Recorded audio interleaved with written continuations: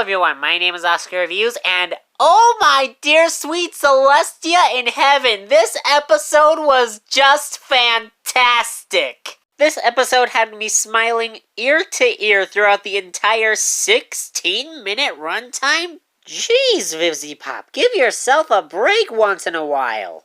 Then again, if she did, we wouldn't get more episodes like this on a constant basis. Whatever, I can be patient. So with this release schedule that they set up, I predict episode 3 will come out somewhere in January.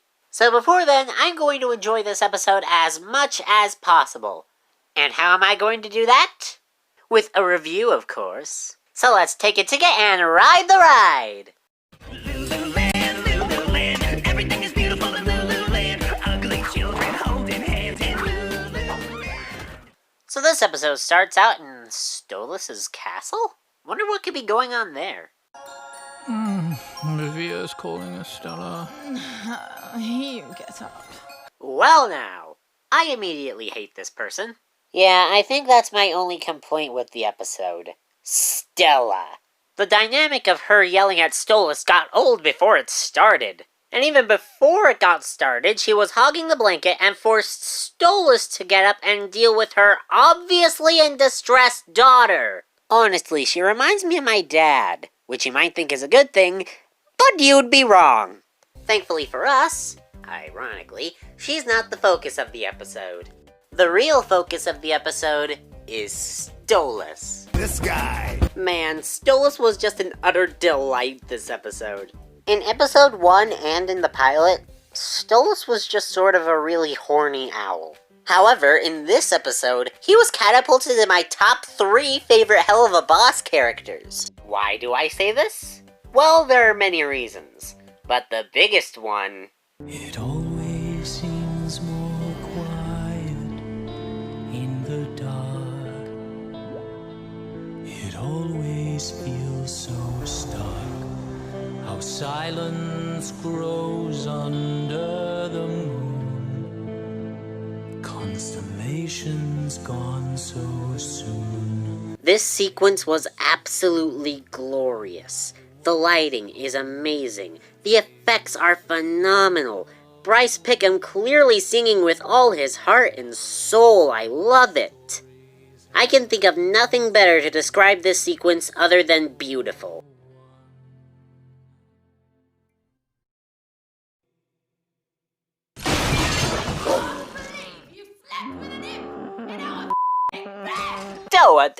I'm sorry, it seems that we have randomly transported to last Thanksgiving at my dad's house.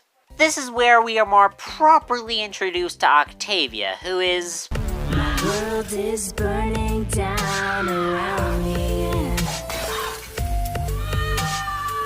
Reenacting every time I get up in the morning at my dad's house.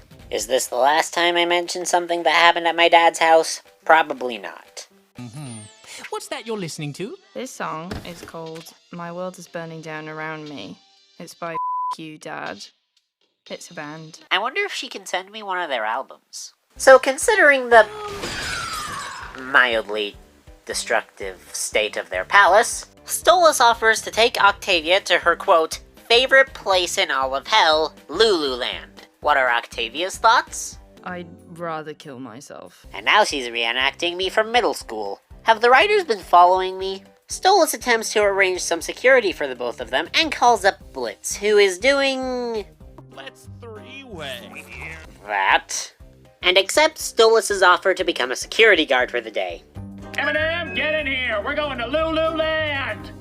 Lululand? Lululand! Lululand!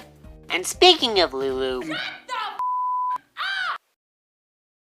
And speaking of Lululand, it really is a fun location.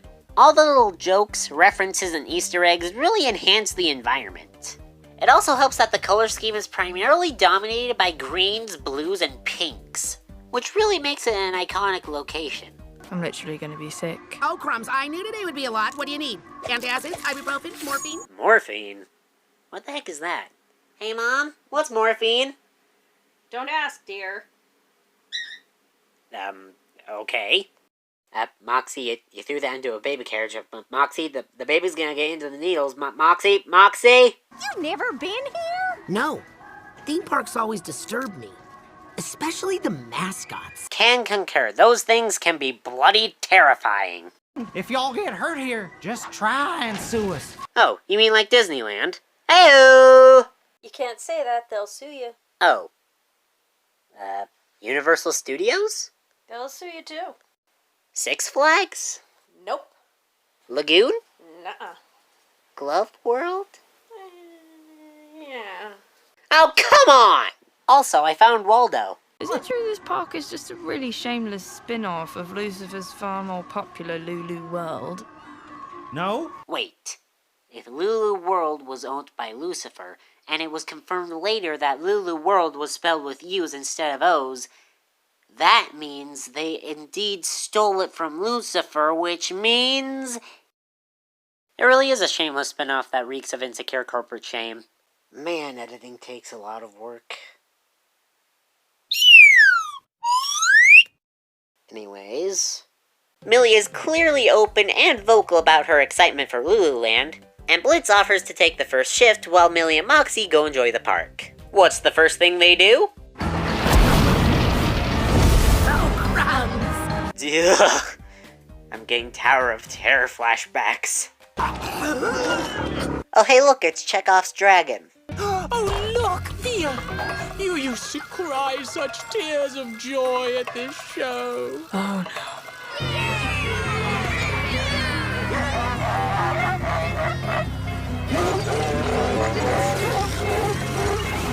You know, something tells me that she didn't cry tears of joy at that show. But they go into the show anyway. Also pay attention to this guy, he'll be important later. And this is where we meet the crowning jewel for this episode, voiced by Broadway actor Alex Brightman himself, Robo Fizz. Whom people are just calling Fizzarolli, but whatever. Anyways, oh my gosh, this guy was so much fun! He's like if Beetlejuice and Spinel had one horrifying robotic love child. Everything about how this guy looks and moves gives me pure, unadulterated joy. It also helps that his voice actor is freaking Broadway Beetlejuice. That is amazing! I wonder what hoops Vivzy Pop had to jump through in order to get him.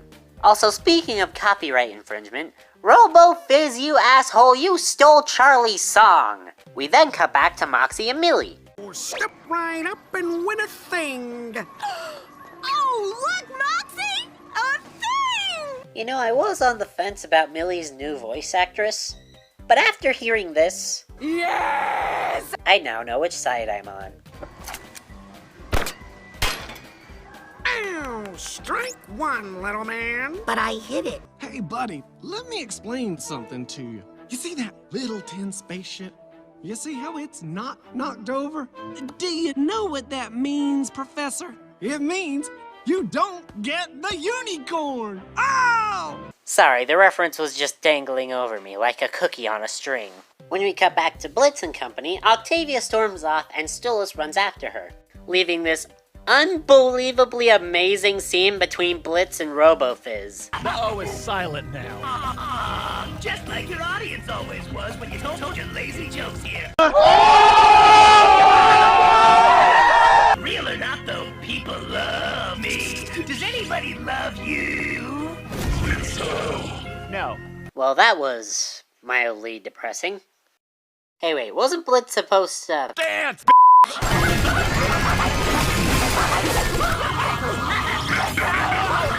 Torches! I say, get your inconvenient torches here! Ow! I said ow! Oh, well, never mind, I guess we're just setting everything on fire. Wait, everything is getting set on fire! We then cut back to Moxie and Millie, and Blitz drops in. Get it? Drops it. It's funny, never mind. After a bit more nightmare fuel, we see the hell of a boss version of my dad, and then we finally cut back to Stolas. I think I'm supposed to be bodyguarded right now. Okay, so remember that imp from earlier? Yeah, this is him. Either this was a continuity error on the animator's part, or imps just sort of have a regenerative ability. Me personally, I'm going with the latter. Where is Blitzy? He's my knight in shining armor, not you littler ones. He's busy being a fool. What kind of fool? The everything is now on fire kind. Stolas looks around for a bit and eventually finds Octavia. And then we reach the most heart-tugging scene. Are you gonna run off with him? And leave me behind? Go away where I can't find you? What? No. No, never. I'd never do that. Never. Yes, I'm crying. You should be too. Stolas finally decides that it's time to leave and...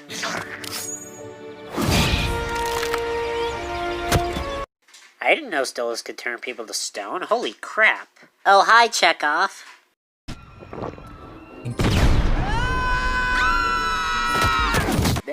Moxie, your wife is getting carried away by a little mosquito dog. Moxie! Jeez, that was the second friggin' time and... Wait, wasn't I reviewing an episode? Oh yeah, this episode was amazing! Aside from Stella and the fact that Luna didn't play a very large role in the episode, this was amazing!